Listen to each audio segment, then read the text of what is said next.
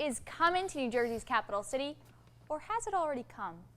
For 3 years now, there's been an economic rebirth underway in Trenton.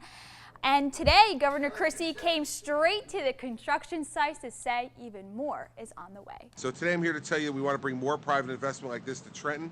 We'll be focusing on revitalizing the downtown district by significantly revamping state office buildings to generate greater economic development opportunities and to create more private sector jobs. Some of what's already been done is most visible here outside the old Roebling factory, set to become luxury lofts. The development comes as a result of Christie's Economic Opportunity Act of 2013, creating more tax incentives for private business investment.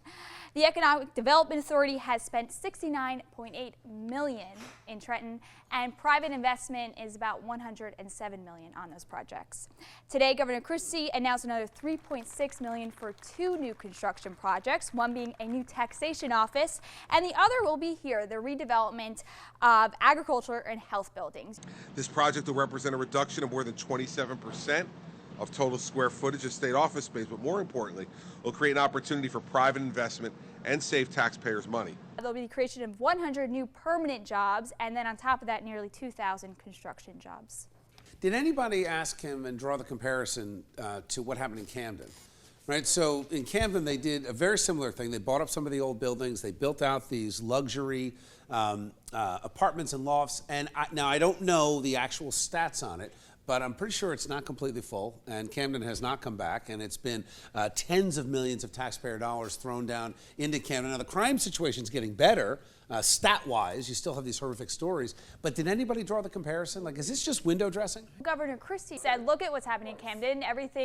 The city is on the comeback, and he said this could happen in Trenton. Those pieces of property being state buildings right now aren't paying property taxes to the city.